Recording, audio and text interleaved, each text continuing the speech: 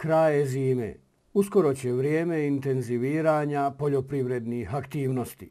Opet će se muka mučiti kako obezbijediti sredstva za nabavku repromaterijala, šta uzgajati, gdje plasirati i po koju cijenu. Tražit će se novi poticaji, dodatne mjere zaštite domaćeg proizvođača. No pred ovo intenziviranje poljoprivrednih aktivnosti možda je pametno da se podsjetimo na one pozitivne primjere koji su se desili u prošloj godini.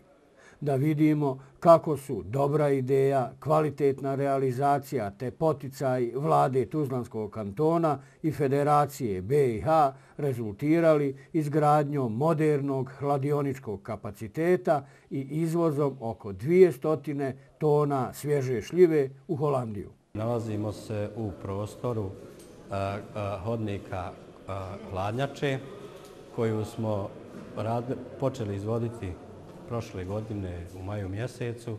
Koristili smo kreditna sredstva od banke Intesa San Paolo.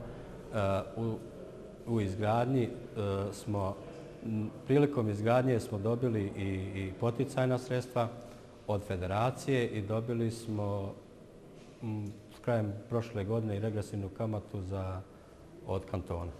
Poticaji kantona i federacije, bar u ovom slučaju, su bili dovoljno stimulativni. I sa takvim iskustvima bi trebalo nastaviti i u ovoj godini, čak tražiti i nove načine podrške. Pa za sada 25% njihovih poticajnih sredstava su prilično dovoljni, a moglo bi se još unaprijediti u smislu edukovanja proizvođača artikala koje mi imamo namjeru da skladištimo ovdje i mogli bi se unaprijediti kroz savjetodavne službe i nas i proizvođača. Bez obzira na sve prepreke, dobra organizacija i kvalitetan proizvod se uspijevaju probiti i na zahtjevna tržišta zemalja Europske unije. Izvoz šljive se odvijao prema zapadu, to znači prema zemljama Europske unije, u Holandiju, u Italiju, u Sloveniju. Izvezli smo oko 260 tona svježe konzumne šljive i mi smo za sad zadovoljni.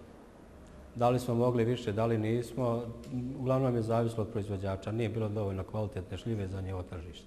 Ovo su primjeri koji sasvim sigurno ohrabruju i druge da se opredjeljuju za ozbiljna ulaganja u proizvodnju hrane, ali i potvrda da se i sa zasad nedovoljnim poticajnim sredstvima u budžetima kantona i entiteta može napraviti puno.